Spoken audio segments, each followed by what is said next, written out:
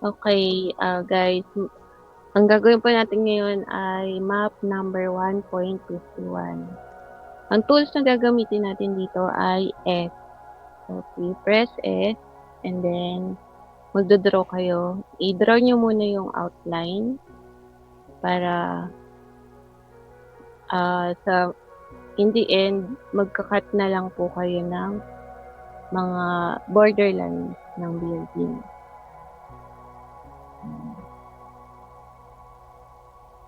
Hanggang dyan lang po ba siya? Hindi po. Hanggang dito sa dulo sa kabila. So, dalawang group ito.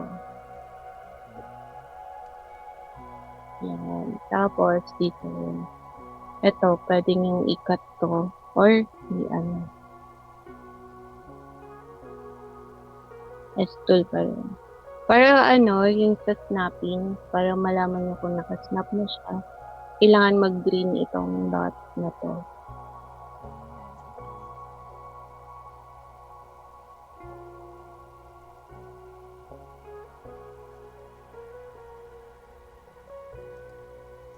Yan. Tapos, ikakat na lang po natin yung mga borderlines ng building. Like this.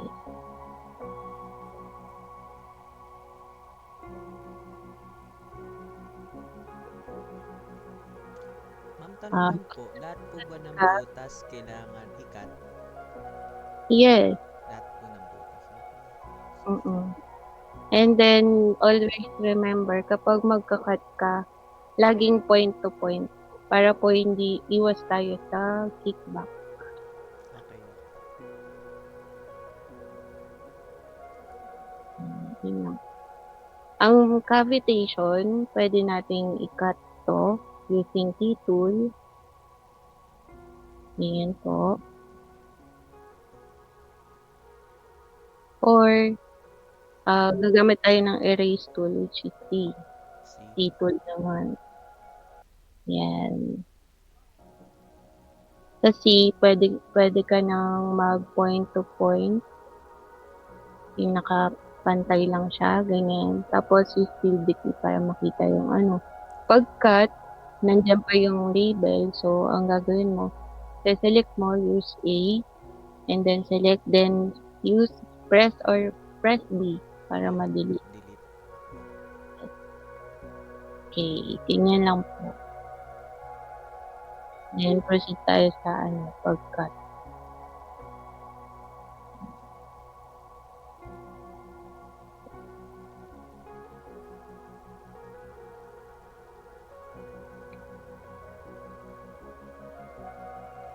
Kahit dalawang pwede. Kung alin yung prefer nyo. Either C or T.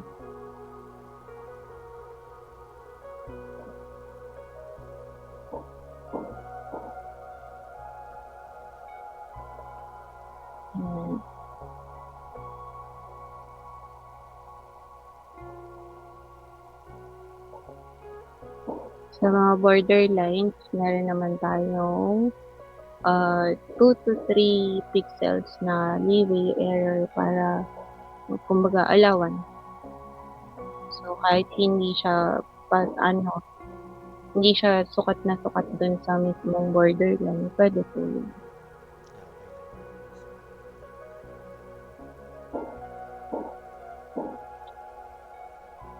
Yan. Pag ganyan, nagkakaroon ng kickback yung kasi parang patatsulok siya. Ganyan.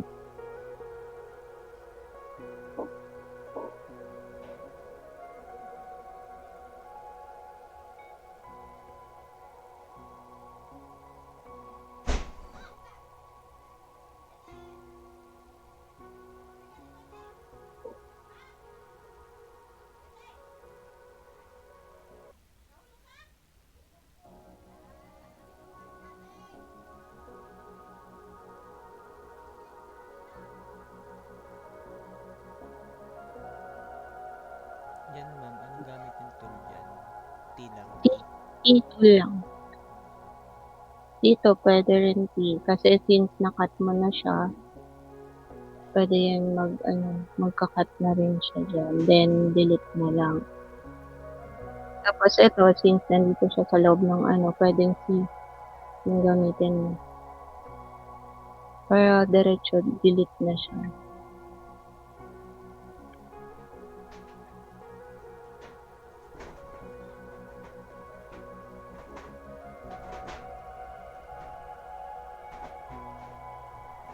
Yan.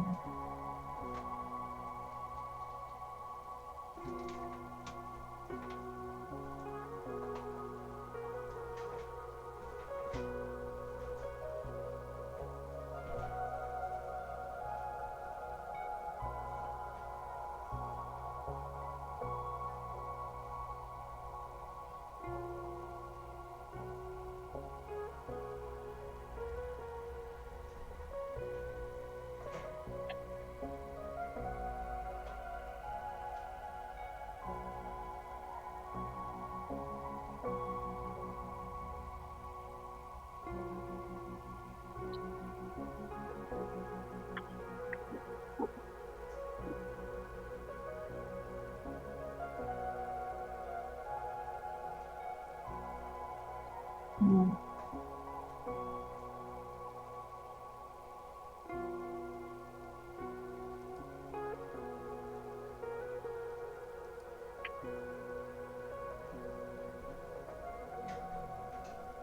Pugo po, ma'am. Ano po? Wala.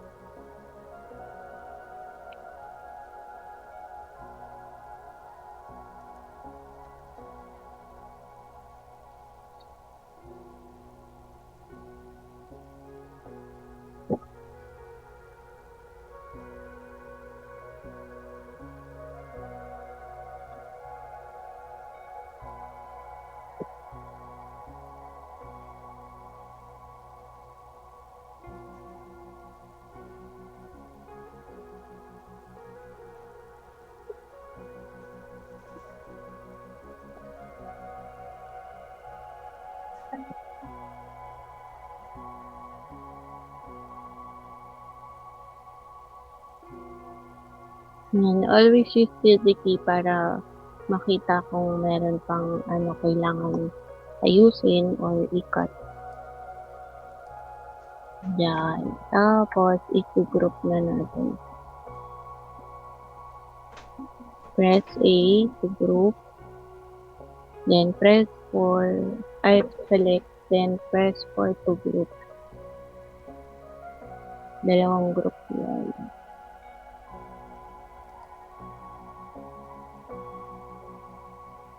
Control T to check the topology errors.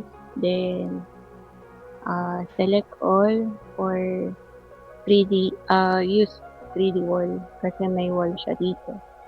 So, hold control and then drag the 3D wall.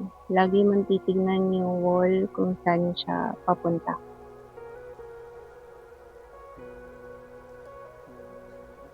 Yan. Okay na siya. Yun na po yung magiging result ng ating map 1.52. 51, no? Mali. 1.51.